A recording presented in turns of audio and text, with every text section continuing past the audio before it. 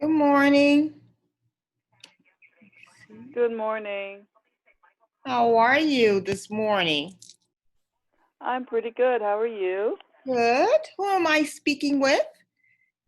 This is Beverly Rawls. Oh, hi, Beverly. Nice to meet Hi. you. Oh, yeah, let's see.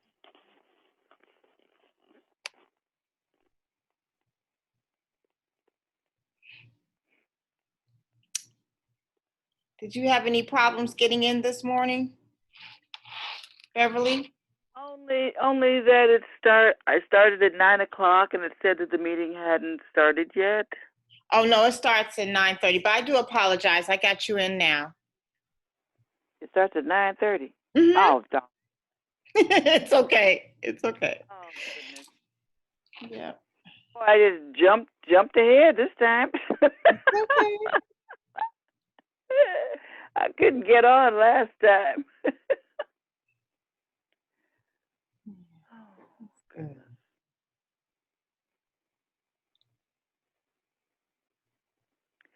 So is this going to be on the website? So it will be on the website, and we are going to be connected to Facebook as well. That's what I meant, the Facebook one. Yes. Okay. Uh-huh. It will be on Facebook as well. And I don't know why I guess because I would always go before at 9 o'clock, leave home at 9 to get there on time. And so 9 is stuck in my head. That's okay. Well, I am going to put you on. If you could just mute for a moment, we are going to be recording this, so it started recording at the very beginning. But I'm thankful that you are in the meeting. That is awesome. And you're early. That is even more awesome. So we're excited. Well, I will just leave this on and go feed my cats. Okay. All right. Okay. Okay. Okay. All right.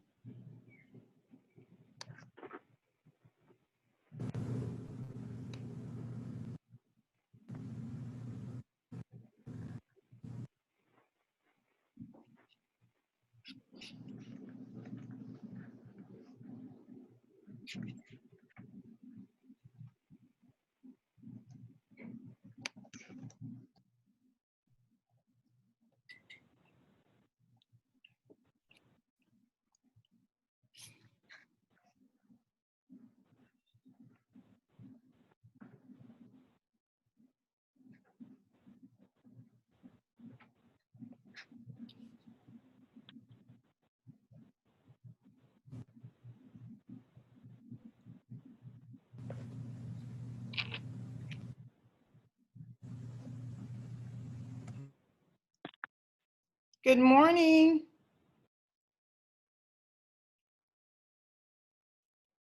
Good morning. How are you? Oh, I'm fine. Good.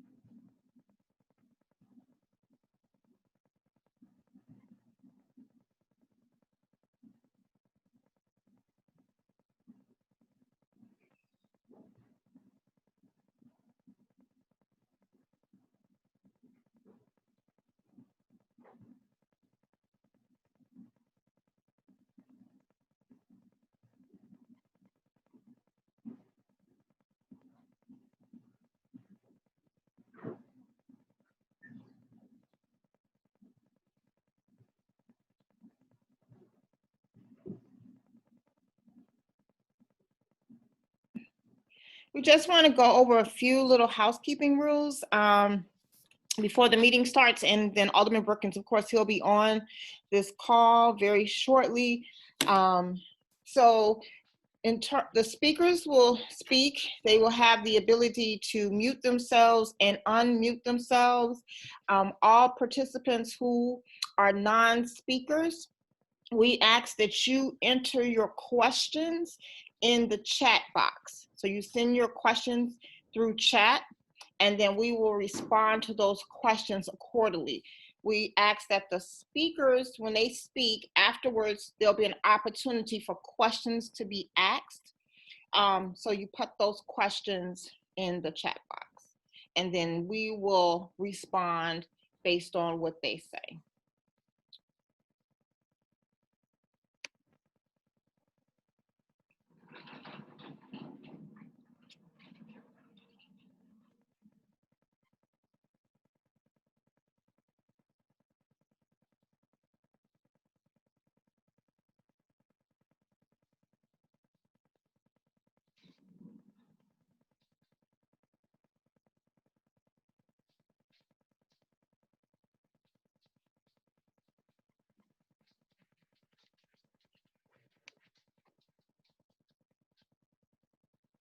Good morning, my favorite Deputy Commissioner.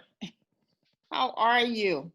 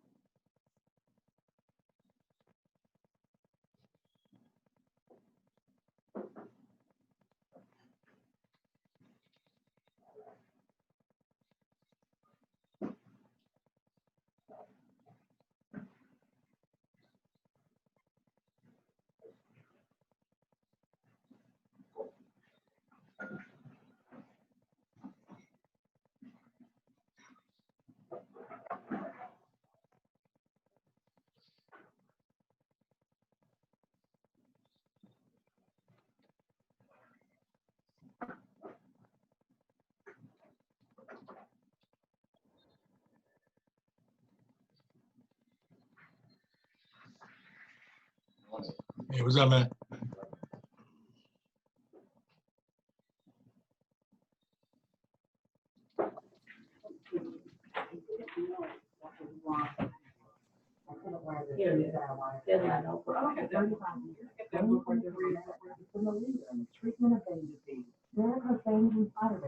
More than an unsightly cosmetic problem. Also, a serious medical condition. Call or go online now to see if you qualify to book a free no obligation consult.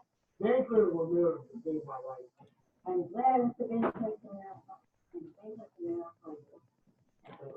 they took it out for you. Thank you for giving me another. Call today, see if you qualify for a free. Please turn your video off. Turn your video off, please. Okay.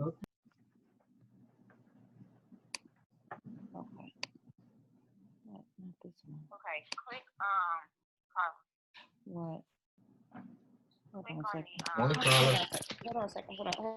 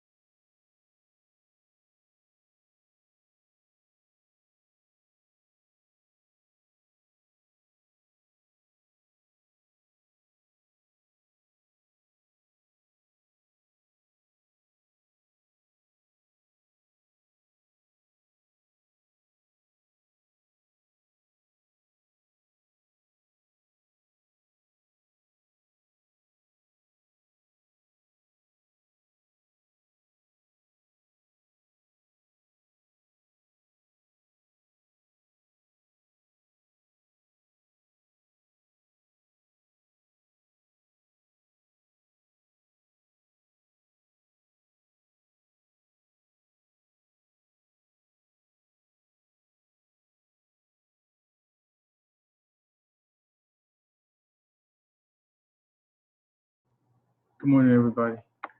We'll get started in a minute.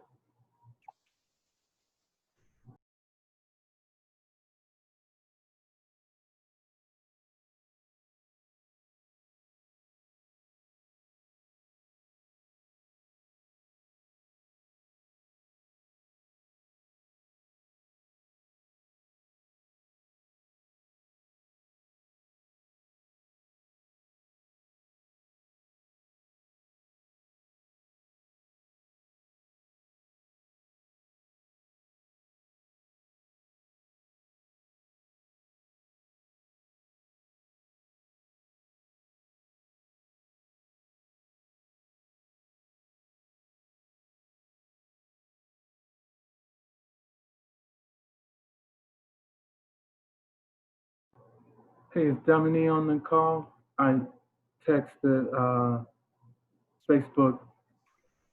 okay, I'm gonna Yeah, no, she's not on. She's about to text it to me, she said. Oh, I should have sent it to you. Okay, I'll send it to you. Okay.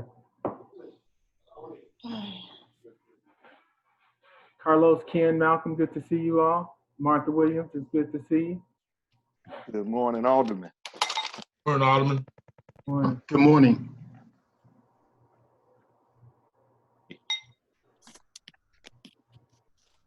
I gotta get this script.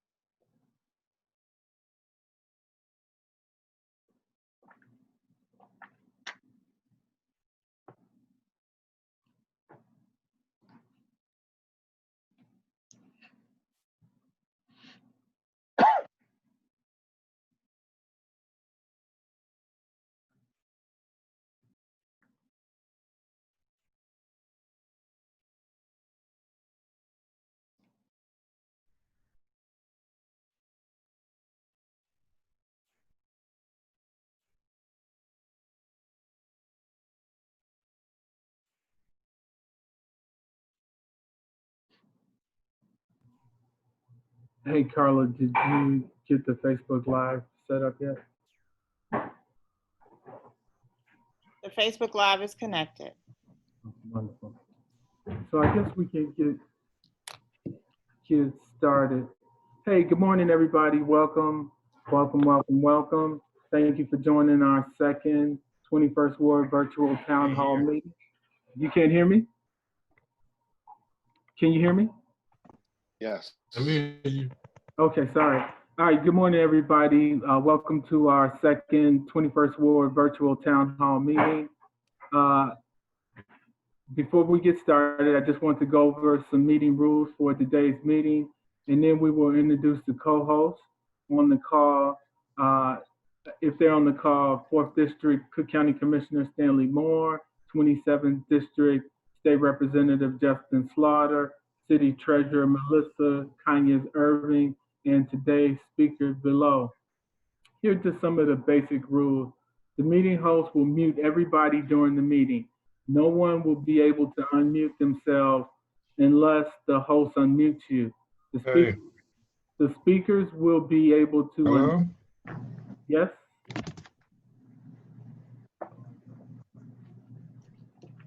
All right.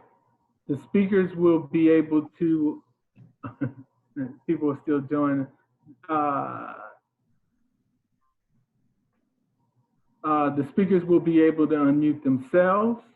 If you have any questions for the speakers that were not sent ahead of time, I will read those questions after the speaker is finished. We're also taking questions from Facebook Live.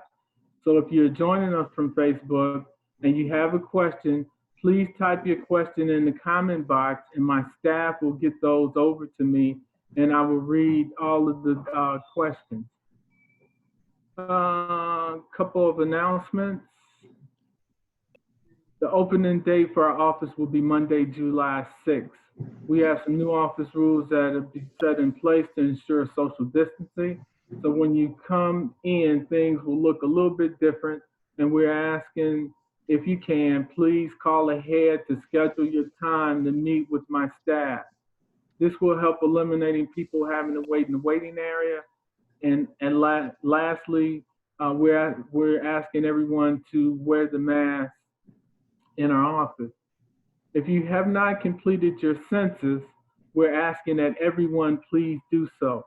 This is very, very, very, very, very important as money is distributed based on those census results. If you have not completed the census, please do so today. You can do that by going to www.my2020census.com.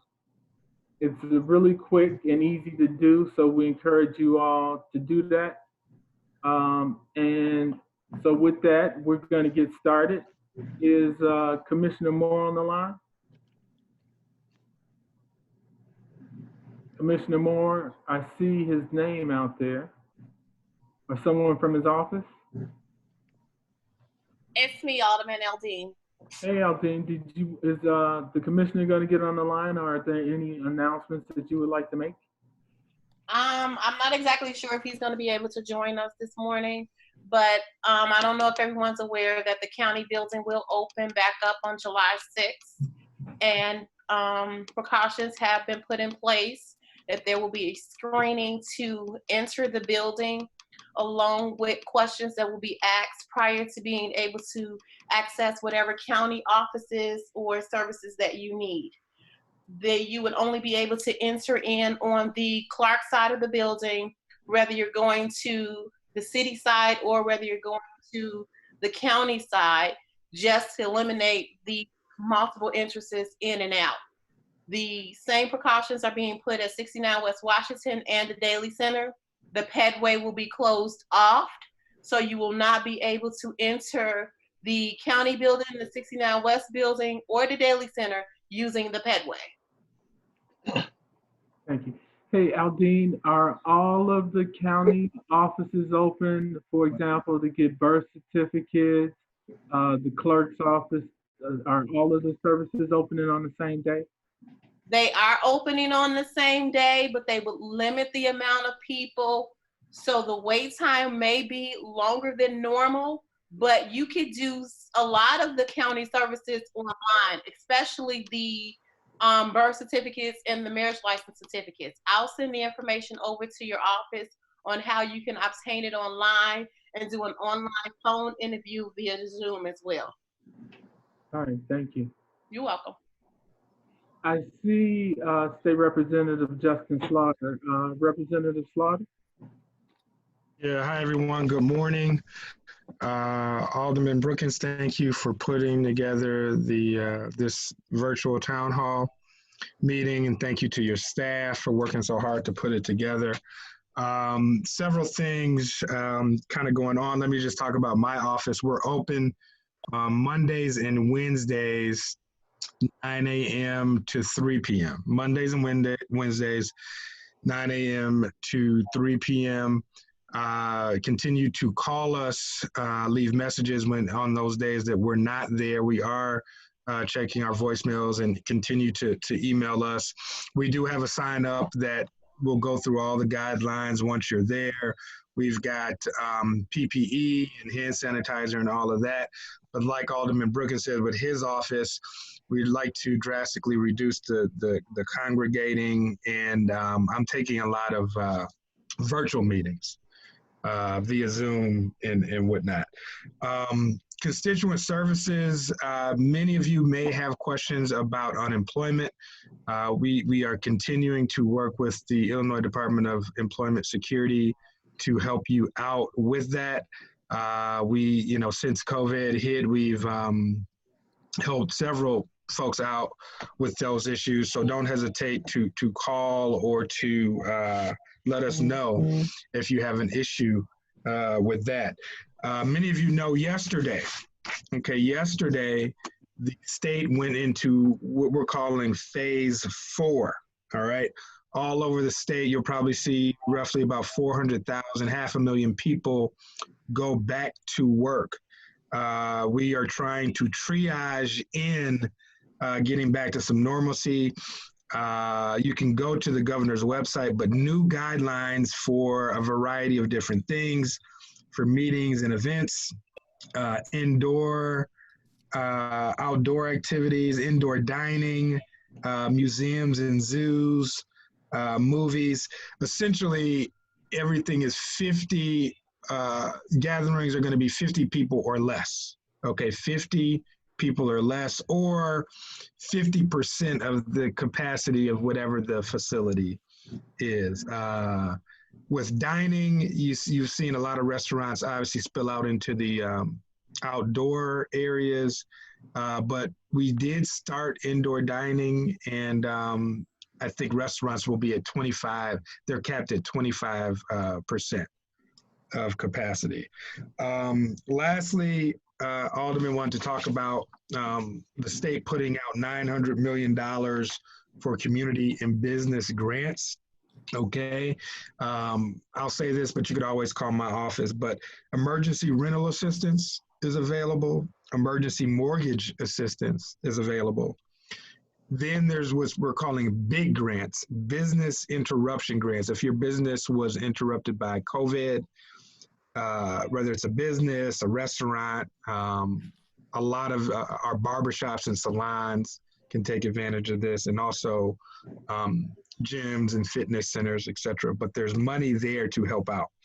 Also, distressed capital programs. You know, the alderman was on the news a lot about some of the adverse negative impact of looting. There are resources from the state it's kind of like a mini capital plan, if you will, to address some of the property damage that came about because of the looting. And then there's also some things that will hopefully just alleviate poverty, stuff for unemployment, summer youth programs. We're trying to help out food banks, mental health services. If you are a TANF recipient, this is important. If you're a TANF recipient, you will be receiving a $500 check. It's like the state stimulus check. You can call our office to see if you're eligible for that. I don't have all of the complete. You can go to the Department of Human Services website to get the guidelines on that. But that's it. So just trying to get back to some normalcy. There are some state resources out there. Call our office. We're here to connect. A lot of this is new for us as well. So we're working with our state liaisons, the governor's office, to just make sure we're connecting folks with the right agency. It's not a one-stop shop thing. Some of the housing stuff is coming through Illinois Housing Development Authority. A lot is coming through the DHS, Department of Human Services, et cetera. But call our office and we'll connect you. That's all I got, Alderman. Thank you. Thank you. Representative Slaughter, we did have a question for you. Well, Sure. one, can you tell everybody your phone number for your office? And then two, if you have it, can you give them how they connect with you on Zoom, or do you have to call in first and then you give them the Zoom ID? Yeah, our phone number is 773 area code 445-9700. Office is right there on the corner of 97th and Elizabeth. And yes, Alderman, call us and then we'll set the Zoom up.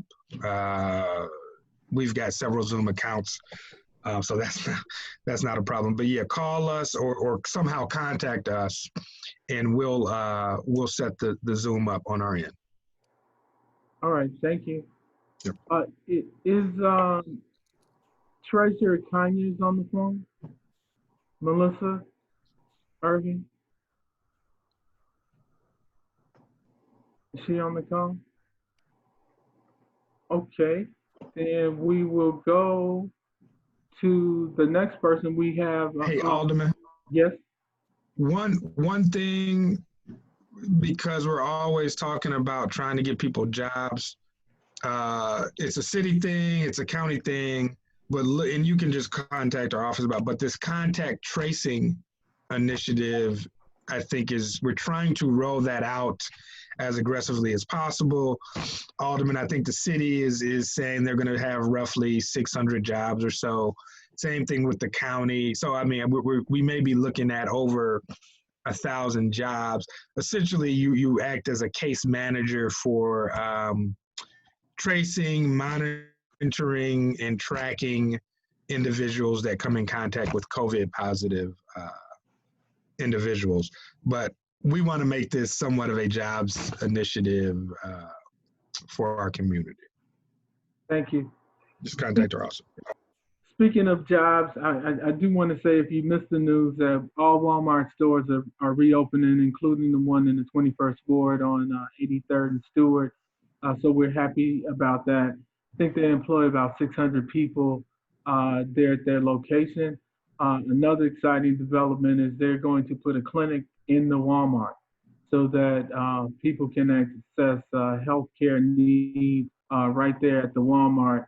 And that's an expansion also. They also have a program that they'll be rolling out with respect to African Americans and donating money, et cetera. That plan has not been fully fleshed out, so I don't know what it means, if that means grants or how you access them, but we will let you know as soon as we get that information. And so with that said, someone who has been fighting to also help us get economic development in the 21st Ward, we're going to go to Carlos Nelson from Auburn Gresham Community Development Corporation. Thank you, and good morning, Alderman and Representative and Commissioner Moore and everyone on the phone or on the Zoom meeting. And Alderman, I've got to say, you have one of the hardest working staffs around, and so great job pulling this together, because it is not easy. So once again, I'm Carlos Nelson with the Greater. Hey, Carlos, I hate to stop you. I see that Treasurer Irving has joined us, and she was supposed to be first up. So I'm gonna go to her. Hey, she's got the money. And we want her to tell us what's going on. Awesome. Good morning, everyone. Hope you can hear me great. I am I'm usually in different spots, so I'm trying to get it all together here. Okay, good morning. First of all, Alderman, thank you so much for having me. I want to thank you, and you know your wife is my good friend, but I want to thank you both for the service that you have provided to the 21st Ward and really what you do to move it forward. When I think about this virtual platform that you have, it's a perfect example of moving forward with being creative and reaching residents. I hope with this virtual background that platform that you hear me good. Yesterday, for some reason in the house, it was very difficult for me to get some signals in the home. So hopefully you hear me great this morning. We hear you perfectly. Perfect. But really, this nation has been devastated in recent months. And certainly Chicago is no stranger to it. And the truth is, even before COVID-19 pandemic, many found that being financially healthy was difficult enough. But during the pandemic, with unemployment at record high, it was even more difficult for the families. And so as city treasurer, when the COVID-19 pandemic hit, I started a webinar series to provide not only financial tips, but resources that were available to help residents and small businesses through this difficult time. The series has been every Monday for just 1 hour during the lunch hour. We've had guests from just about every industry. And we named the series Money Mondays with Melissa. And just in case anyone is interested that have not yet attended these series, please be certain to visit Shy City Treasurer at eventbrite.com. Or certainly if you just go to eventbrite.com, you can search for my name, Melissa Conyers Irvin, for, as city treasurer. That should come up for Chicago. But then really not soon after COVID-19, really began the awareness of racial injustice in our nation. And within Money Mondays with Melissa, we switched to a focus of road to recovery, with talking about resources available to businesses affected by the recent killings of Mr. George Floyd and Ms. Breonna Taylor. And so all of this being done in the midst of being city treasurer and my primary role as protecting and investing taxpayers' dollars. And so we had to switch up a little bit with our Money Mondays with Melissa series, and we focused on the road to recovery. And during that series, in addition to everything else that is going on, WBEZ provided a report that reveals statistics of systemic racism in the banking industry towards Black people. Now, while I won't speak about the entire article, I'll mention a compelling point. Banks lent more to one single white neighborhood than all Black neighborhoods combined. Certainly those of us that live on the South and West sides, unfortunately, were not shocked by those findings because of our experience in not being able to acquire loans and capital from banks.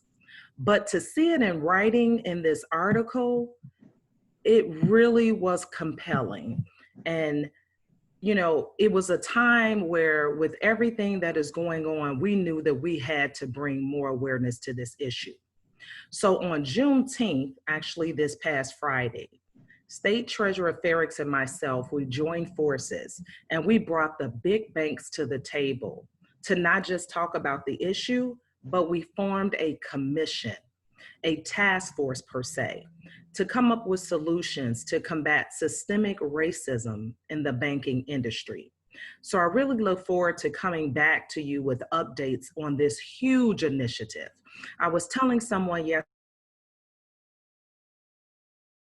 I've ever seen a commission where the mission statement specifically says we are going to talk about the hiring and the lending within the banking industry in the Black community.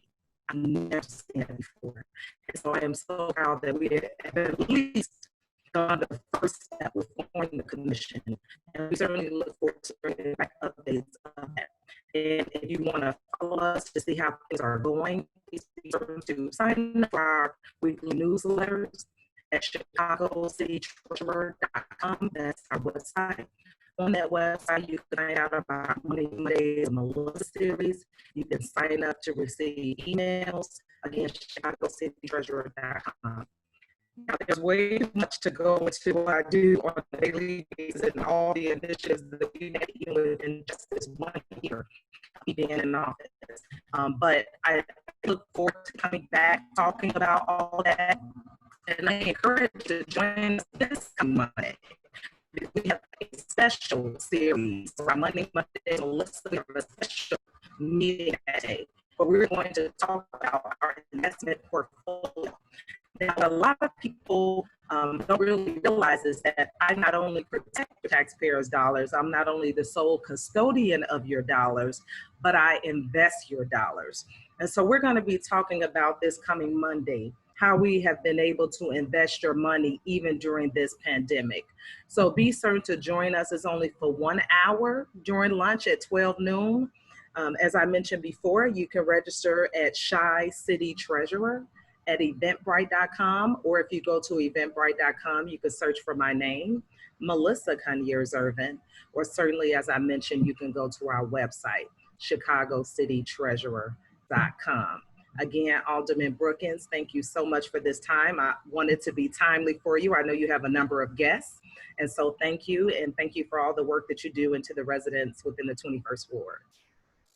Thank you, Treasurer Conyers Irving. Next we're going to go to Carlos, but I also I forgot to mention something that's equally important with respect to Walmart. When I met with the CEO, they also made a commitment to hire Black contractors. So if you know someone that's in the trades, carpenters, plumbers, electricians, you name it, they're going to need it to put those stores back together.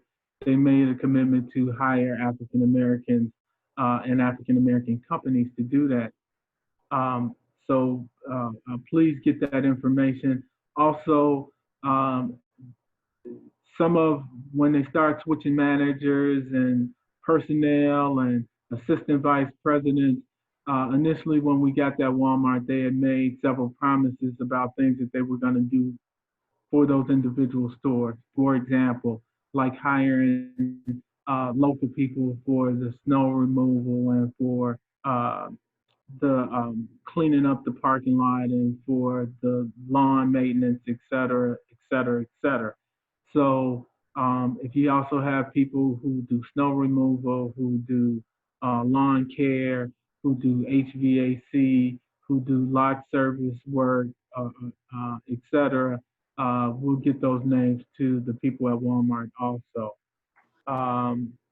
Alderman, will they be hiring seniors? I assume that they'll also be hiring seniors, but there are some jobs for seniors, whether they are the contact tracing and other jobs that are definitely out there. So we will keep you informed, and please contact us.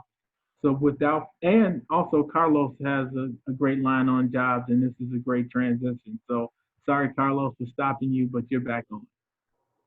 Oh, no problem whatsoever. I mean, the information that City Treasurer shared and just that data, that information, really highlighting what systemic racism is all about. And everyone on this call has felt the effects. I mean, basically wealth and the American dream been stolen right out of our pockets because the values of our homes, I mean, we still haven't recovered from 2008, 2009, et cetera. And so great information.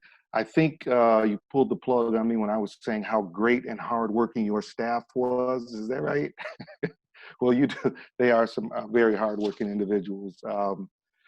So I'm Carlos Nelson with the Greater Auburn Gresham Development Corporation. And, normally we are doing comprehensive community development work, education and youth development with staff and schools in the community, including Simeon High School and Cook Elementary and Joplin and a number of others. We also typically do a focus on economic development, which now it's more important now than ever before. There's an aspect of community engagement. You guys are familiar with the iconic 79th Street Renaissance Festival that typically happens the first weekend after Labor Day each year. Of course, housing and senior services, and normally Alderman has me on talking about the free home repairs for seniors program that he has championed since 2003, allowing residents in his ward and adjacent wards to receive free home repairs for up to $5,000. If you're interested in that, please call my office, which I will give that number repeatedly, or go to our website. But I want to talk about the way that we have fully pivoted to address COVID-19 crisis response efforts in our community. You heard State Rep Slaughter mention the state funds and grants to support businesses, business interruption grants and other business grants and resources for emergency mortgage, rental and utility assistance. We at Greater Auburn Gresham Development Corp have been charged with getting that money into the hands of the constituents on the South Side. And to date, we have actually put nearly $200,000 in emergency rental assistance, mortgage assistance, and utility assistance to individuals on the Zoom meeting and beyond who have been impacted by COVID-19. Impacted means wage loss, unemployment, underemployment. We are seeking to push as much money out into the hands of residents and small businesses as we possibly can. So please call my office at 773-483-3696 or go to our website at gagdc.org. And also at our website, there is a donate button. There's a COVID-19 fund. Every dollar that we raise, we actually push into the hands of residents and businesses in our community in need. We've also been doing a food distribution every Tuesday, and this is really important for families that, and these aren't just families that are typically, you know, destitute families. I mean, these are middle income families. These are folks, you know, like me who have been impacted by COVID-19. The food insecurity is at an all-time high. And of course, the civil unrest of May 31st and June 1st just exacerbated that issue. If you come to 7908 South Halsted each and every Tuesday from 10 a.m. to 1 p.m., you can pick up 75 pounds of food. That's 25 pounds of meat, 25 pounds of dry goods, and 25 pounds of produce. The Alderman's entire staff has been a part of that distribution. It's critical. We're going to continue doing that through the month of August because it is clear that the need is there. This is open to anyone and everyone. And I will tell you that over the 7 weeks that we've been doing that, most of the license plates that we've seen, so this is a contactless distribution. You do not have to get out of your car. You just drive up. It's a very well organized and coordinated effort. It takes moments. The line is sometimes long, but don't be impatient. Get your 75 pounds of food, come every week, get that word out.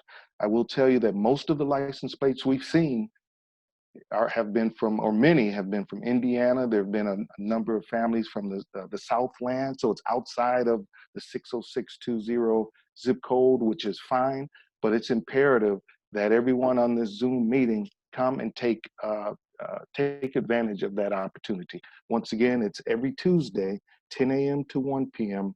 at the old Save-A-Lot grocery store, 7908 South Halsted. And if you don't know, that Save-A-Lot abandoned our community on February 22nd, prior to COVID-19. I also want to mention once again, Representative Slaughter and the Alderman's office and Commissioner Moore as well have been intimately involved in the distribution of PPE. In fact, we've looked at it as street activations where we get out on the corners, we get out in the streets and high trafficked areas, and we get masks out. And now we are passing out cloth masks as well. We get sanitizer out.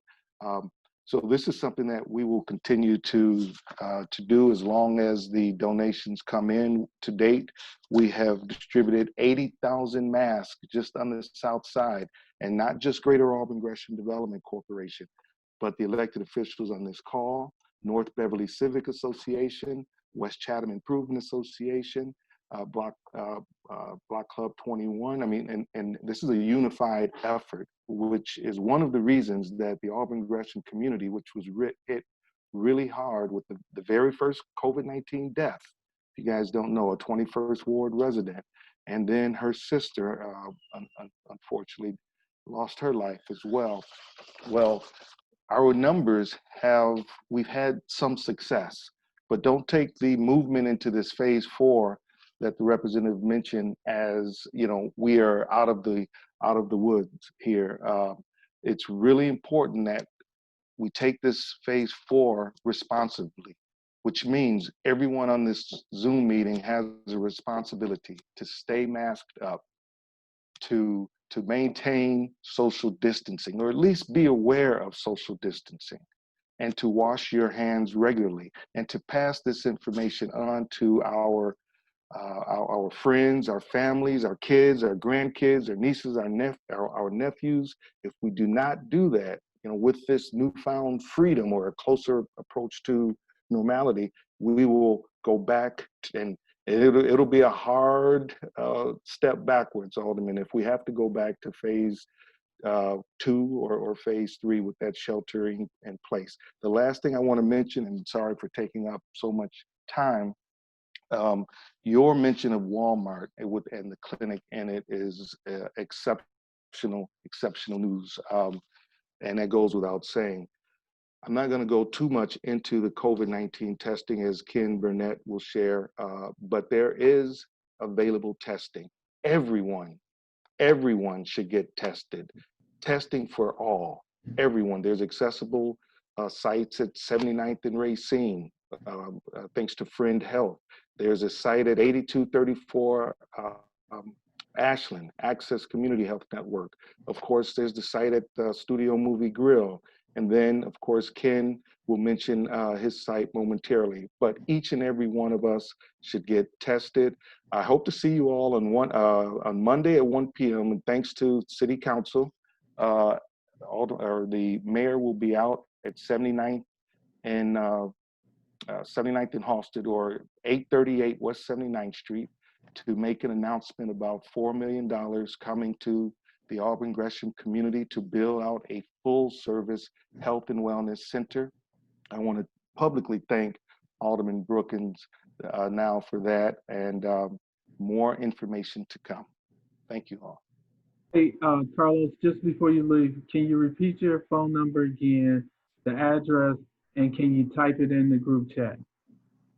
You want me to do that all at the same time, Alderman? Well, I know you're not Just really kidding. Just kidding. So Carlos Nelson, the organization Greater Auburn Gresham Development Corporation. Our address currently is at 7901 South Racine. Our phone number, 773-483-3696,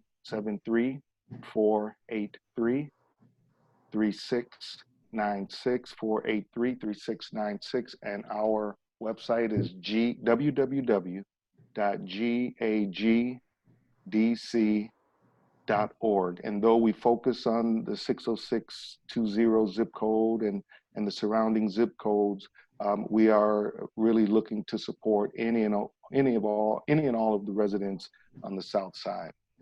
Thank you. Thank you. So I did get a call, a question in the chat room about Calumet High School, and I will kind of address that, but I want to get to Kim Burnett and then Malcolm Whiteside, and then I'll kind of also open it up for questions from anybody, but I will address Calumet High School at that time.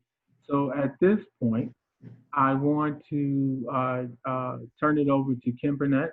He is the Chief Executive Director for the Christian Community Health Center, which is used to be located in 21st Ward until I got remapped out. So I'm gonna try and steer you back after this next census and get you back into the 21st Ward. So without further ado, Kim Burnett. Thank you, Alderman Brookins, and good morning to everyone. And thank you for the invite as well. And we look forward to you are our alderman. Um, so we appreciate your time working with Christian Community Health Center. You know, I want to take this opportunity just to give an update on a few things at Christian Community Health Center. As Carlos mentioned, we are providing curbside testing at 2 of our locations. The nearest location at 9718 South Halsted. We offer curbside testing 3 days a week, Tuesday through Thursday, between the hours of 10 a.m. to 2 p.m. For anyone that's interested in curbside testing, please call area code 773-233-4100. In addition to our curbside testing, we are expanding our testing and doing more community testing with our mobile van. And so our 35-foot mobile van will be going out in the community. We actually started 2 weeks ago. And on the mobile van, you can receive curbside testing, but also, you know, flu season is coming. And so we're going to start providing flu shots as well as doing diabetes screenings as well. We feel it's very important that we provide additional screenings because as you know, COVID-19, the impact it has for anyone with underlying conditions. And so we will be providing those services with a full-time practitioner working on the mobile van. And again, if you have any interest in the mobile van services, you can call the number that I mentioned. In addition to that, you know, COVID-19 also is reminding us with the shelter in place and just looking at the news and hearing all the data, there's a lot of anxiety that we're hearing from our patients at all of our clinics, as well as our supportive housing. So I want to extend to everyone that if anyone feel the need to speak with anyone, a behavioral health therapist, or also please feel free to call and schedule an appointment. Again, that's at 773-233-4100. You can have a conversation with one of our behavioral health therapists, a virtual call, or you can, if you have some questions regarding symptoms related to COVID-19, you can also call and speak to one of our nurses as well. The last thing I want to mention is, as we talk about jobs, so we have jobs that are available from medical assistants. We're looking for staff for the front desk, and we have some positions open for with some new funding that came in on our social service side. We will share that link with Alderman Brookins and Representative Slaughter and others. But we look forward to apply for anyone applying for a job. You can go to our website at ccac-online.org. Or again, we will share the information with Alderman Brookins' office and State Representative Justin Slaughter's office, and share the link with all the job postings, and you can apply at their office as well. Again, Alderman Brookins, I thank you for allowing me to be a part of this call. It's very imperative as we move forward to continue to do testing, and also, as Carlos said, remind everyone to wear a mask. As you know, it's summertime, and you're seeing a lot of picnics and in the backyard and gatherings, and you're seeing where maybe family getting together and friends without masks. And I think it's very important because we do have individuals who are asymptomatic, fully unaware because they have no symptoms, and they are exposing others. And so I tell everyone, it's nothing wrong with having on your face, you can have a two-tone from your covering the bottom of your mask. There's nothing wrong with that. Wear a mask, protect yourself, and protect others. It's extremely important right now with COVID, as we are having this conversation about the potential of a second wave that will be coming here in Illinois at some point. And so it's imperative that we remind ourselves to protect ourselves, get testing, encourage your friends and family members to get testing as well, and also to see their primary care provider. That's very important. This is the time to talk with your your doctor, and medication adherence is so important right now, especially if you have an underlying condition. Thank you, Alderman Brookins.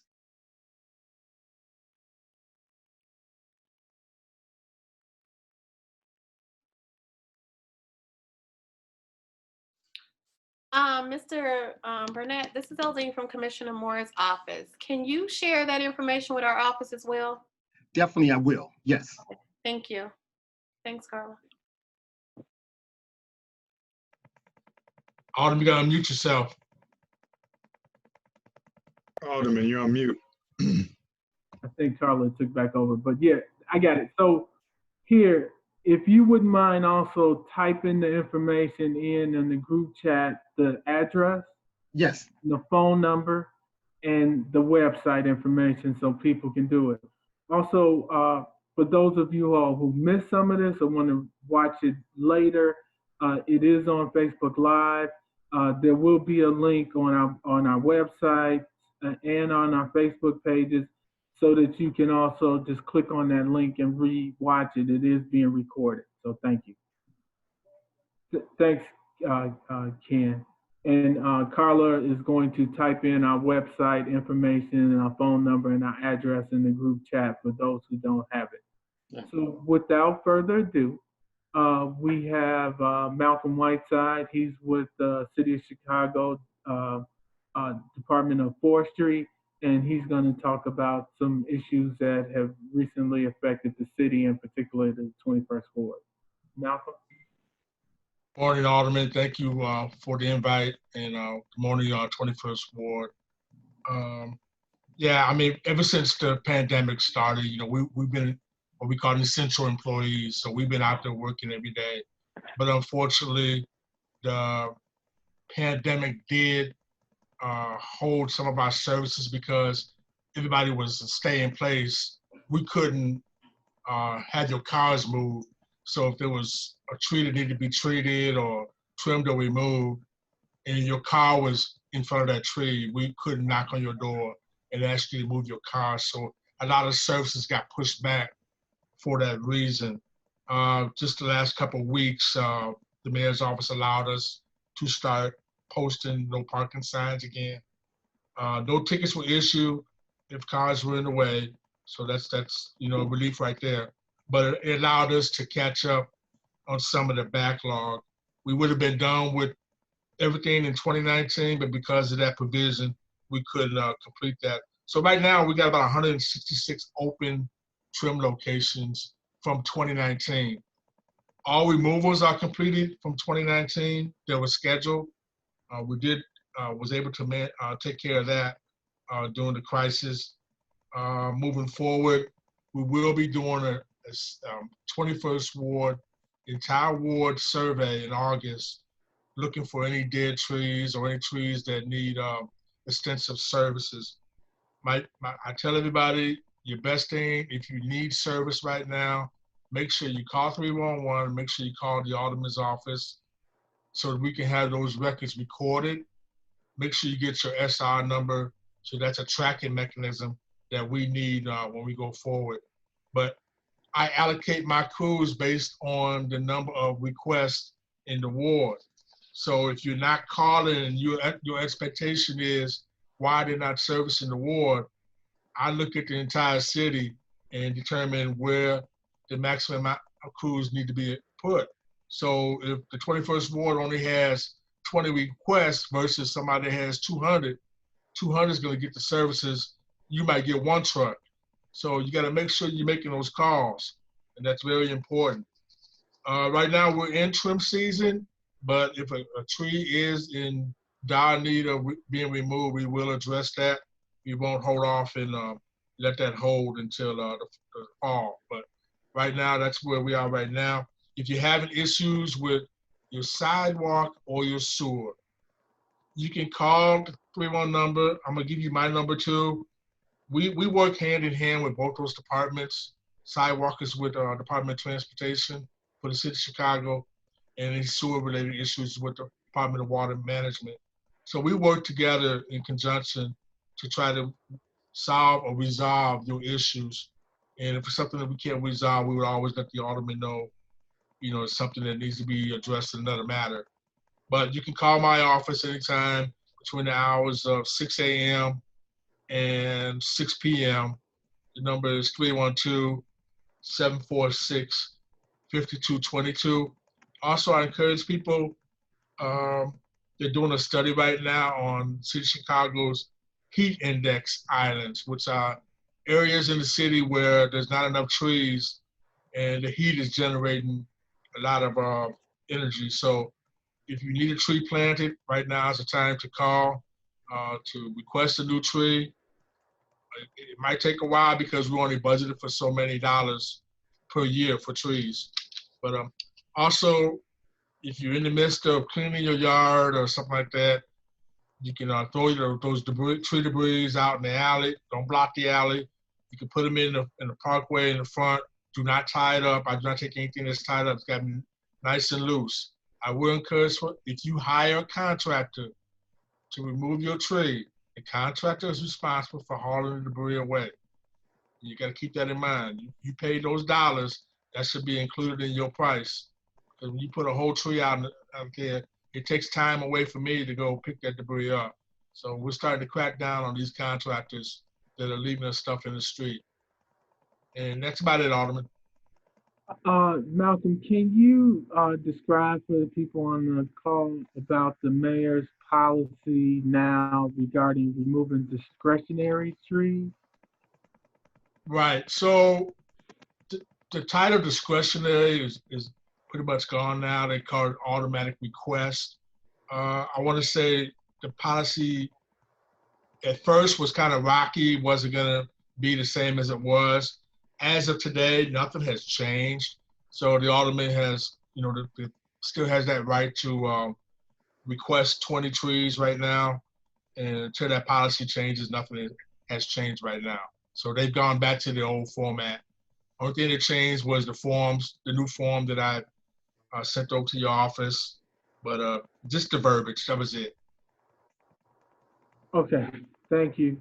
And there was a call from Miss Allen regarding the, asking whether or not that was the policy only for rotten trees. So if there is a tree that is dead or dying, or is in danger of a limb falling over, what happens with that and where does that fall on the priority list? Okay, so we normally do a 2-year survey in the entire city, checking for dead trees. If this is the year that we're doing the dead tree survey for the entire city. So, but otherwise, any other time you can call 311. Once that tree has been surveyed by one of my staff, who's a certified arborist, we will schedule that tree. He would also determine, can that tree wait until the removal season, or does it need to be done right away? If it needs to be done right away because it might be split or a large decay in it, and he doesn't feel comfortable that it can wait 3 or 4 months, then we will address the matter right away. Otherwise, it will wait till the removal season, which usually normally starts mid-November and goes until May of the following year. And the question is, for sidewalks, is it the same procedure to call 311 and then?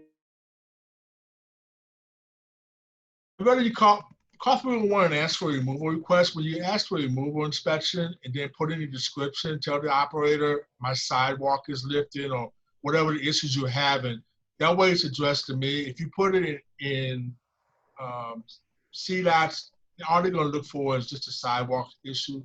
When I get it and I see sidewalk problems, then that way I can address it with the powers to be over in transportation. Thank you. So, and if you had questions, there's another question. There's a person who lives in Ivy Park Homes, which was formerly known as Princeton Park Homes, and they said that there are plenty of dead trees and wanted to know who's responsible for that. So, depends on the property line. I mean, Princeton Park is obviously still city jurisdiction, but we would have to measure every aspect of where those trees are because the city boundary is only a X amount of feet. So we would have to do, when we go in and do the survey, we see a dead tree, my guys would actually call in and ask for a measurement of where the city boundaries are, and they will walk off that with a tree tape to determine if that falls into that. Even if the tree is not city-owned, the city does have a nuisance ordinance policy that I implement. So if the tree is hazardous, what we would do is obviously send that to, I know it's not Princeton Park anymore, whatever the agency is called, and then we would send them a notice, let them know, hey, you have a hazardous tree, needs to be addressed. And if they don't respond within 10 days, it's the same thing with residential. So if you have somebody's tree in the backyard that's in a hazardous condition, you can use this format. And what happens is we go out there and do the survey. I send a letter to the owner. They got to respond in 10 days. If I don't get a response in 10 days, we issue a citation to go to court, and the court will make a determination on what needs to be done. And now, if it has to go all the way to court, about how long does that process take? Well, once we write the ticket, it's 30 days. Now, it's up to the judge if he wants to give the owner more time, you know, because that's what I usually do. When they call me within that 10 days and they say, hey, you know I got a problem. Can we work something out? And he said, hey, I need X amount of days. I'll work with them. I'm trying to, you know, hurt anybody. But as long as they give me a schedule and that I'm satisfied with, and I can convey that to you and the residents, then I'm good with that. But normally it's 30 days out. We go to court, then the judge will make a decision. And can you describe what does hazardous mean so people know? Because people call about trees in somebody else's backyard all the time. So what exactly does that mean? Right. So hazardous would be a split tree, a dead tree, a tree that you might deem that might be diseased. You know, we would make that determination. But it's got to be one of those three categories, something along that line. You can't just call me and tell me, hey, the limbs are coming over. I can't enforce a resident, and the judge is not going to do it either, to make you trim a tree unless that limb is physically on your property, like laying on your roof. I can enforce that, but just to enforce to go to court to have them trim your tree, that's not going to work. Now, also keep in mind, anything that's on ComEd wires belongs to ComEd. You must call ComEd. Okay, they're the ones that come out and they clear the wires. I do not do anything with wires. I only deal with the street light wires, not the wires in the alleys. Is there any program for people or homeowners who are not financially able to get that tree cut back or cut down? You know, I wish I could say yes. There's not a program that I've heard of, because even if what happens, the court makes a determination, you have to take care of this. If there's a financial burden, I've seen it where 50% of the time the courts will tell me, City of Chicago, handle it. When we handle it, all we do is put the cost that was affected with us doing the work and put that on a lien on the property. Is that a good way to go? But that's, at least the job is being safely done. So we've done that numerous times. All right. Now, the other thing is, can you repeat your number? And if you're not able to type it in the chat, then I'm going to ask one of my staff to type your number in the chat. Okay. My operations number is 312-746-5222. And you can call between the hours of 6 o'clock in the morning and 6 p.m. And one of my dispatchers will be able to help you with any of your concerns following your trees. So please do not use that number to make your request. They're there just to help you with a request that's already existing. Thank you. Now, there was a question from Pastor Hunt. I don't see her. I will ask my staff if they know which number she is to let her ask her question.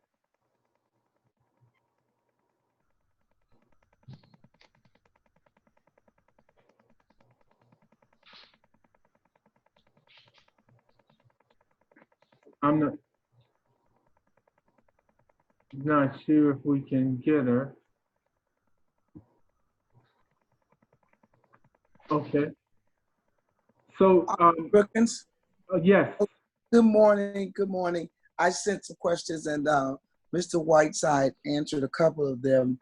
But the other question regarding the debris from trees is in regards to the alleys where people who cut, I think you addressed it, but I wasn't really clear. People who cut and put things behind the fence, how should that be handled? Because the garbage men don't take it. And for grass or weeds that are growing so tall up behind the property along the alley, how should that be addressed? Okay, so the first thing is the tree debris itself. So if you do yard work, cutting limbs and everything, you can stack that in the alley. Like I said, make sure it's not tied up or anything. But make sure when you call 311 or the alderman's office, just let them know, because the garbage people will not automatically pick that up, depending on the size. If it's something that's, real small, they will pick it up. But if it's larger than a desk, they don't have the equipment or the means to pick that up. As far as weeds or trees that are growing out into the alley, you can call your alderman's office and give those to them, and they will forward the information to me. We have a ex-offender program that addresses those issues. They will come and clear the alleys, and that's a good program that we started about 10 years ago for ex-offenders. We trained them how to cut trees, but they can only cut stuff in vacant lots and in alleys. So Malcolm, with respect to that vacant lot, and I'll let you finish, Pastor, can you just explain how many crews you have? Because people will assume that you can do that on a weekly basis in our ward. Right. You know. Yeah, right. Right. People would think you had that many crews. So I have roughly about 25 tower trucks.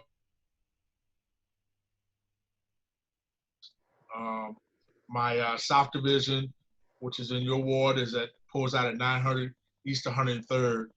Roughly, each area roughly has about 5 tower trucks to address. What I do is I came up with a blitz schedule. So each ward is serviced once a week. So roughly, the South Division has roughly 9 wards that are serviced. So every 9 weeks is a turnaround of service. But remind you, we're in that ward for the entire week. So all 4 or 5 trucks will be in the ward addressing tree trimming. So make sure each alderman is serviced. Pastor Hunt, do you have another question? That was related to that. And thank you. You're doing a good job. I appreciate you, Alderman, and also Mr. Whiteside. You did an excellent job explaining what happens, because some things I wasn't aware. Like you said about debris in the parkway versus on the alley. That's good to know, so we can properly separate it for removal and not anticipate that everything goes to the alley, because that makes for a challenge, like you said. Right. And then you don't want to block the alley, because it may take me 7 to 10 days to actually, come pick that debris up. Because if you notice, even last night we got hit with a storm. I got crews out right now, so we have over 400 emergencies out in the streets citywide. But I think it was last week, we had over 3,000 emergencies citywide. So it takes time. Once the emergency hits like that, I get backed up. So we're addressing emergencies. And just so everybody knows, when there is a tree emergency or storm going on, our priority is to open the streets. And I just want people to understand that, because you might have something on your house. Something on your house is not a priority, because we got to make sure all the emergency vehicles can get down the streets. So open up the streets is always going to be #1 priority. Then we come back, we backtrack and get anything else that is secondary and tertiary. So just so you understand it, then we go into a cleanup mode. So that's what we was doing this week. We was actually cleaning up from the storm. So what we do, we cut, we call it relieving the emergency. So we cut it and we stack it and then we move on. That way we keep the progression going. Thank you. Thank you. No other questions on that. Thank you so much. Thank you, Pastor Hunt. So here, also note that Carlos Nelson transitioned to the phone in case there were other questions regarding him. I think Malcolm can be around for a while, and I still see that Kim Burnett is on the call. But I'm gonna go through a couple things that people have been sending in the chat room. Fireworks. The proliferation of fireworks every night is nationwide. It is not just the 21st ward. There have been people and complaints, if you listen to the national news, about these fireworks nationwide. I don't know what can be done um, about it. And I don't know necessarily that calling the police is the right thing to do. Is they don't seem to have a lot of restraint in how they have been handling certain problems in our city. But with that said, one, I believe that strong block clubs and strong block organizations and stronger community organizations can help alleviate that by putting peer pressure on those people to stop that. If they are renters, to put the pressure on the landlord of that particular property to have their tenants stop that. Stop that. But give us a call with respect to that. Quayle and I will try and help you address that through the block clubs, through the police, etc. But remember, just last week we had 103 shootings. The police are busy, especially from where I see that you're complaining about the fireworks, which would be the 6th district. Those police are extremely busy with respect to the shootings that are going on, and we also got to stop that. But I do understand it's happening over here near my house, and I stay near 95th and Ashland. It's happening all over the ward, and I do understand that the police are not responding. Calumet High School. Calumet High School currently is being used and occupied by um, some people from the homeless community who had no place to go when the shelter in places were put in effect. It was done on the mayor's emergency executive authority and is supposed to end on in September that the people will be out there. We're working right now with Leo High School. They want to use the football field and the facilities for their athletic program going forward. We're still trying to get that program up and running for housing, and the developer was seeking assistance and tax credits from the city. He did not get that under this round of funding. We are hopeful, prayerful, and going to push the administration and our partners in the county and the state to try and get some funding so that we can convert that into affordable senior housing at Calumet High School. Potholes. Uh, Somebody asked about potholes in the mall on 83rd Street.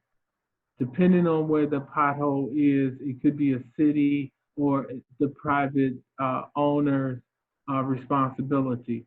The street that the city owns throughout the mall would be Holland Road. So that's the street that connects 87 to 83rd. Some of the interior streets are owned by various lot owners, and depending on exactly where that pothole is, it would be their responsibility. We've been having um, mall owners meetings and shop owners meetings for that 87th, 83rd corridor. And we will bring that up again and try and get to the bottom of who owns what and if they can put some resources in with respect to the potholes. Uh, the dental office on, I think it's 85th and Halsted. I assume that's the one that you were asking about. She's been approved and she's ready to go with respect to her dental facility. As you know, a coffee shop was coming in there also.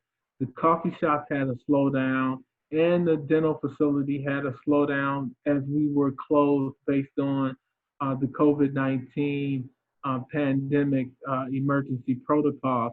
However, my understanding is that if she's not open already, she will be opening up her dental facility soon because the last time I talked to her, she was ready to go and then the pandemic hit. Speed humps. Generally, they do speed humps last. So if there were speed humps that were promised or that you had your street resurfaced in the past couple of years, they resurfaced the street, never put the speed hump down, get with our office and we'll try and get you the best information we can with respect to when that work might be scheduled. The way that CDOT works is that they schedule, they figure out what work has to be done throughout all of the wards, whether it is sidewalks, streets, etc. And then they put together the crews to determine when and where they're going to go. And so I can only appropriate the money for any one service to get done. I generally cannot tell you or make them do something on a specific date. Generally, it's a timeline that can be affected by weather and other things. There are speed humps and street resurfacing that were appropriated from a year past and were not done. So we are on top of those. And if there's something that has been missed, then let us know. Um, that also goes for 80, 93rd and Eggleston. I forgot what the question was. I believe it was speed humps on 93rd and Eggleston. I assume that question that my about fixing the streets 2 months ago. Let us know. I don't know what work was done on 93rd and Eggleston off the top of my head. Please feel free to call our office and speak with Carla or Angela. We'll try and figure out which department was out there doing what type of work and then get them out there to make the repairs that they did. What's the status of the marijuana facility on 83rd and 84th in Halsted? There is no status on a marijuana facility. So let me just kind of explain this. It's a two-step dance with respect to marijuana. And I know that there were some people saying, oh, it's coming and Alderman didn't let me know, et cetera. One, in order for, there are people who want to do craft grow marijuana in a facility located across the street from Pastor Randolph's church on 85th, I think it's 85th, or it could be 84th in Halsted. The status with respect to that is, first, everybody is in a lottery to determine whether or not they get the license to do it. Everybody who comes to us with the idea is not going to be able to do it, and the person who wants to do it doesn't necessarily know that they're going to even be able to get the license to do it. The license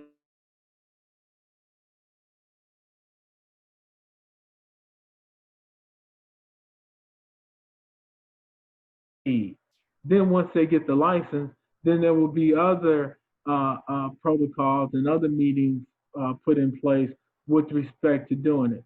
So the property can have marijuana. It based on some of the actions doesn't necessarily mean that marijuana either sales or a growing facility would be there. There were some people I know that said, well, we don't want them growing marijuana. And the question is, well, that building's been vacant since at least as long as I've been in office. If they are craft growing marijuana in that building, it will be one of the most secure buildings in the 21st ward.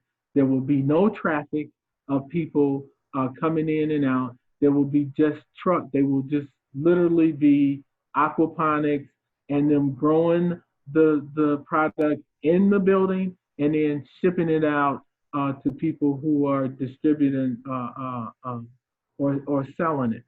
So I know that people have some concerns. I couldn't understand a lot of the concerns with respect to that building because unless they told you it was marijuana, you wouldn't know what they would be doing in that building if they were just growing the marijuana there. So we will keep you Yeah, posted. Alderman. Yes, go ahead, Jeff. Well, also going to say from the state's perspective, everyone should know that essentially the marijuana industry right now is kind of backed up, mainly because of COVID and everything that happened with that.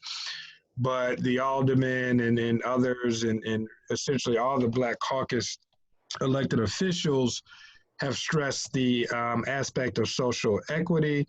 And so in regards to these licenses in the proposals, there's been a lot of instances with tiebreakers. You know, you get points for your proposals and in regards to how these licenses are awarded.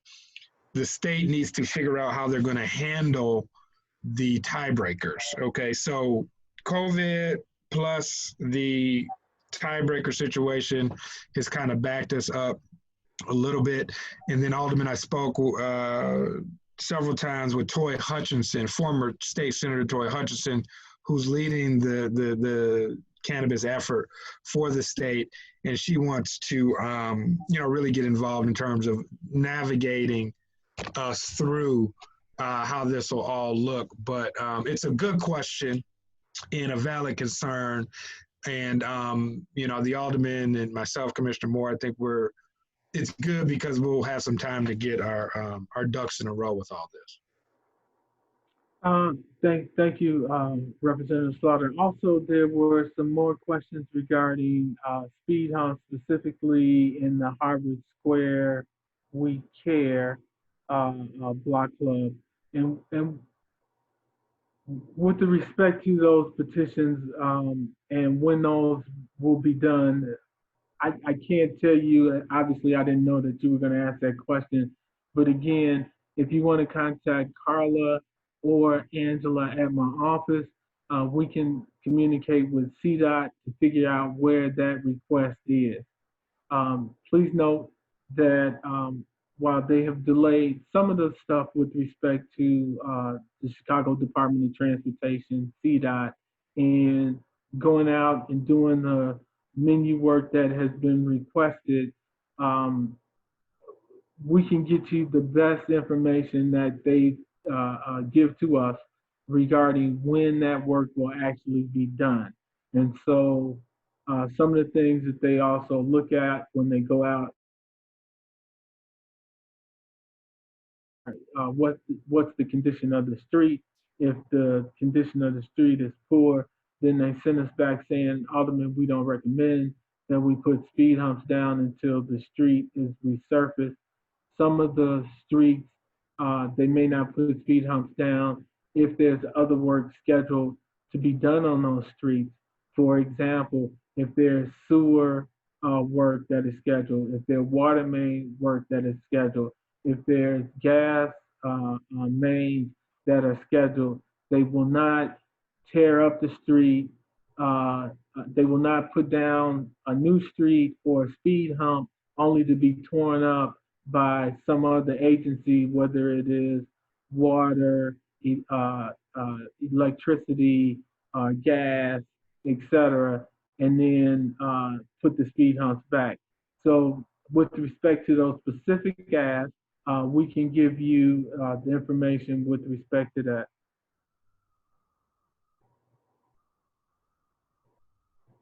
Every year,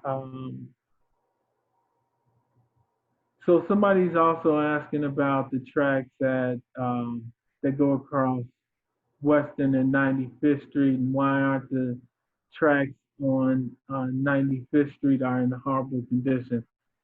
Two things. One, 95th and Western is in Evergreen Park. And then the second piece, I'm not sure that they're the same railroad company. I do know that they have done work on the Vincennes and often to create project that is going forward to traffic congestion throughout the region, which includes the Eggleston area. So we believe that will be done soon, but specifically there is a plan and there is funding going forward with respect to 95th and Eggleston, the tracks there. When will we be getting signs for our block? I don't know what signs you're referring to with respect to your blocks. So if you let me know, I know Club 21 has some yard signs, and our office has been passing out those signs that you pick up your dog waste, etc. So let us know exactly what sign you're talking about, or type exactly what sign you're talking about. I did respond to the potholes on in the 83rd Street Market, and can you address the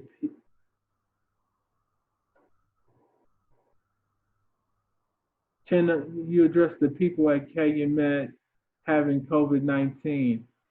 We don't know that the people at Calumet High School have COVID-19. That was not how it was told to us. It wasn't um, to house people specifically with the virus. It was to house people who were homeless, who had no place to go to get them off of the street.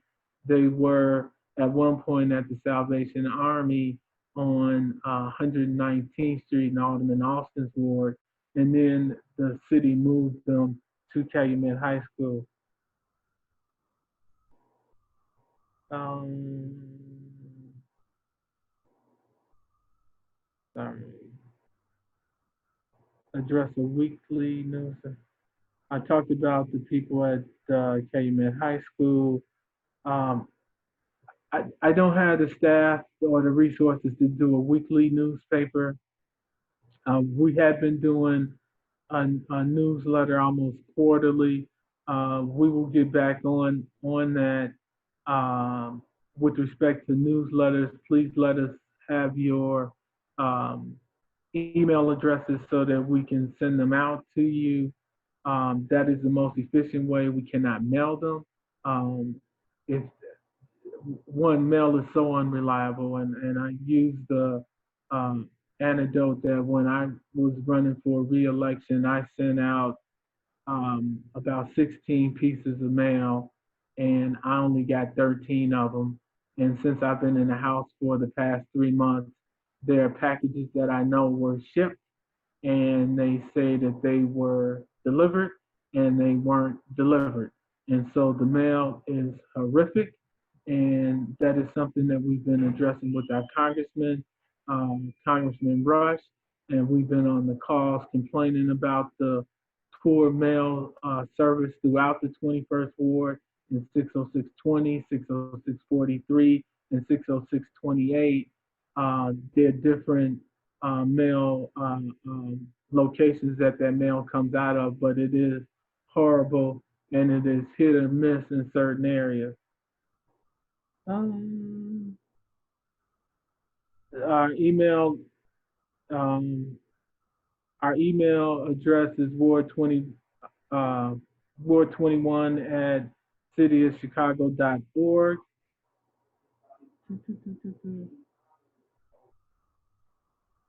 Like told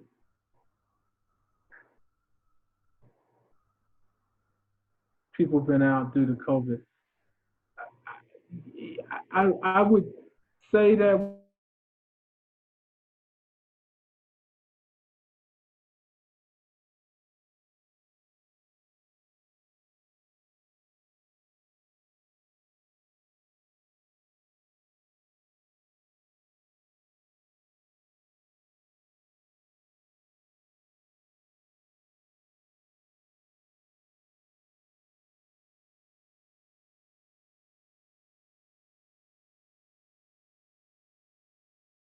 walk down the driveway.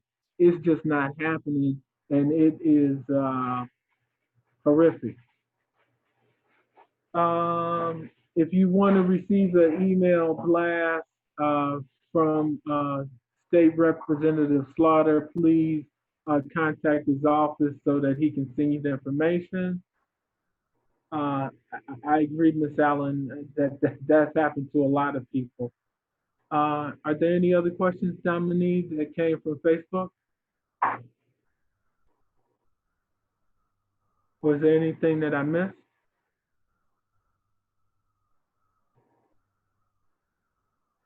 Okay, Dominique says yes.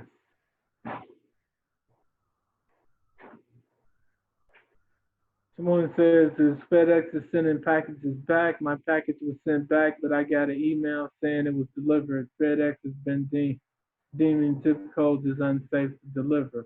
I hadn't heard of that, but I will try and get a representative to talk about that. I'm sorry, I did not go to Evelyn Wood, so I'm not a speed reader. How do uh, how do residents get their potholes painted red, black, and green? That's a good. That's a good. That's a good.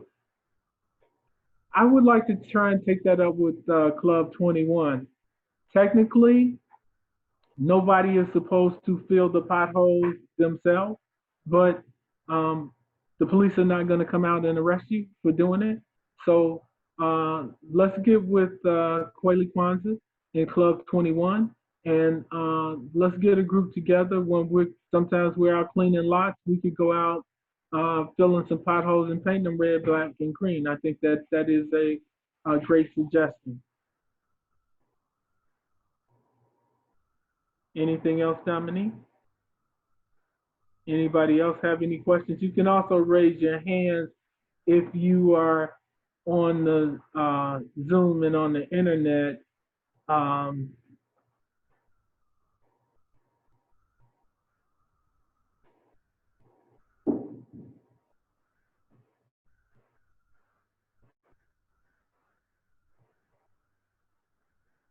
how do residents get their poles painted red, black, and green? I'm not sure about that one. So with respect to the poles, let me figure that one out. I don't know that's not in Commissioner Whiteside's department. That would go through the Department of Transportation.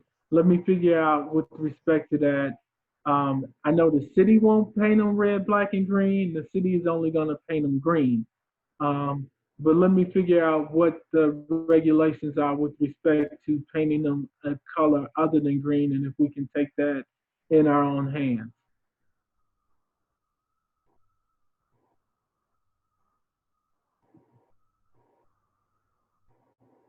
I don't see any other questions. And again, our office has been open. We are available by phone. The office goes to regular hours on the 6th. And you can contact our office obviously at 773-881-9300.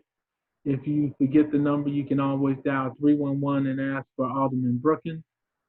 I see President Harry Malone from United Fidelity Bank is still on the line, and I'm not sure if he has anything. I know the bank had been loaning money, and did you want to say anything, Harry?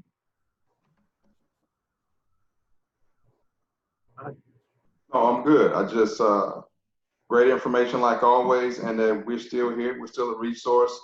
We, even with the little disturbance we had, we were only down for one day, and we've maintained hours. People are still refinancing. We're still opening accounts, and we still, are a resource in the community to help support what you guys are doing. Thank you. Yes, you can still get masks from our office.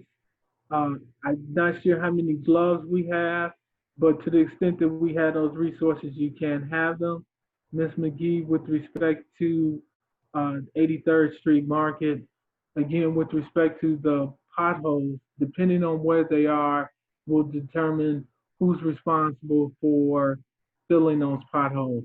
There's several different owners of those lots out there. For example, Holland Road which extends from 83rd to 87th as a city street. The city's responsible for that.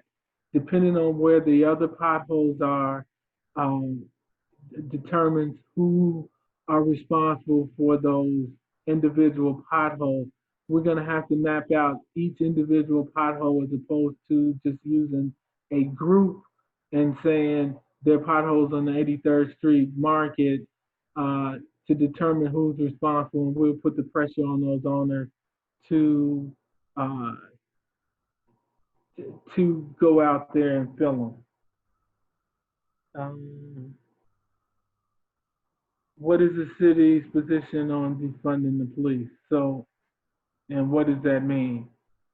Let me tell you what my position on it. And so the police will never be completely defunded.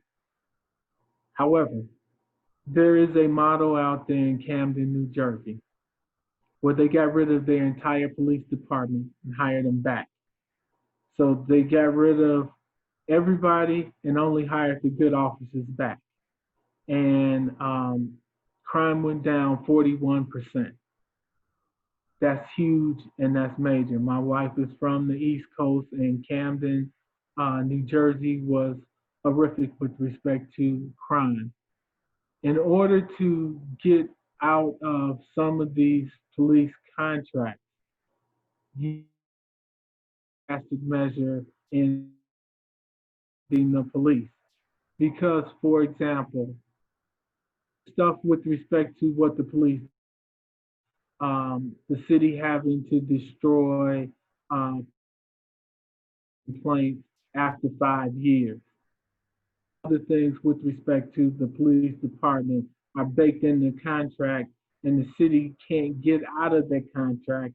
And if they get out of the contract, the police officers are going to want something else. And so the way Camden, New Jersey got around that is they got rid of all the police. So obviously they got rid of that contract.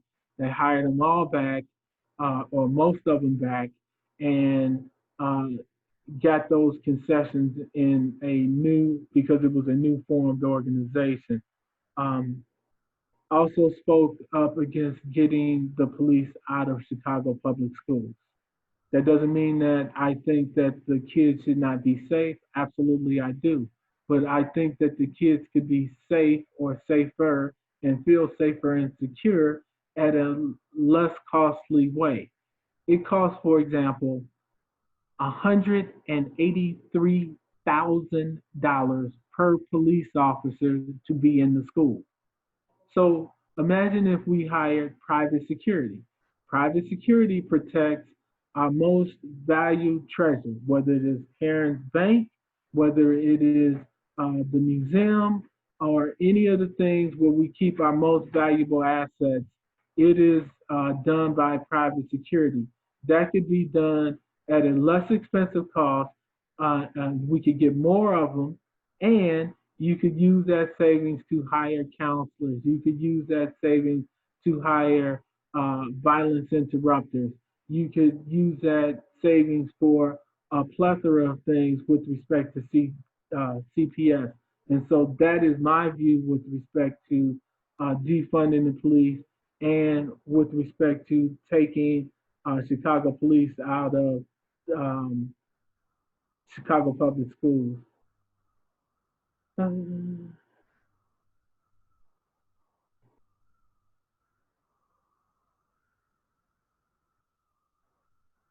uh, was there an explanation as to why the city, the 21st Ward, didn't get any of the micro market recovery grant money? I thought that they did, but I do know that there was a limited amount of, and which really only meant a couple people from every ward would get it, but I will find that out.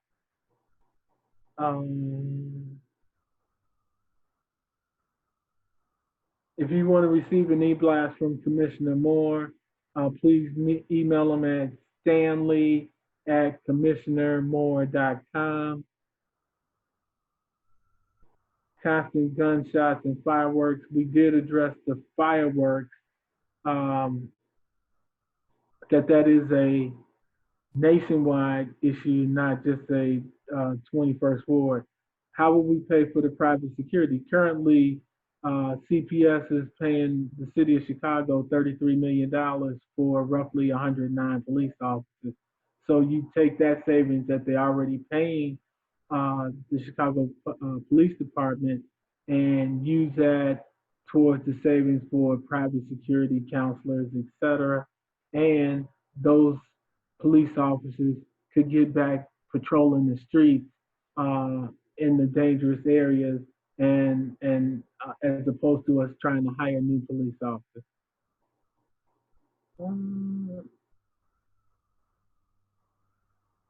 So here, we tried to start on time. We tried to end on time. Why can't the police be required to? So this is my last question, and then I'm going to say God bless you and thank you because we don't want to keep going long because I know I've been on Zoom calls for the past 3 months and just sitting in one place is gets to be more tiresome than you would think.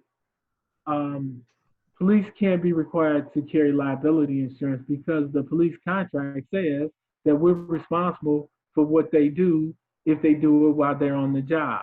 And qualified also has shielded police officers from personally and individually being sued for their misconduct. That gets back to the reason why I say that we may have to take a drastic step like they did in Camden, New Jersey, to get rid of the structure that we currently have and then bring in a new structure of the good police officers and an ability to change some of those contracts that prevent us from the meaningful reforms that we need that will keep Black men safe and Black women safe in the city and in this nation. So thank you. We're about to get logged out of this meeting. So I want to thank each and every one of you all for participating. I know it's hard to hear the information on our robocall when we call you, but please sign up and give us your information so we can email you the link so that you can participate by Zoom. We plan on doing this until it is safe to go back to the library. We don't know that that's going to be anytime soon. However, when we get back in the library, we will probably keep this format so that people can participate at home and in person. So thanks again. God bless you all. Be safe, be smart. This thing here is real. It is not a hoax. And the only way we're going to get out of it, and you know, as Black people, we're more susceptible to this disease. I haven't hugged my mother or father in 3 months, and that's tough. My dad turned 88.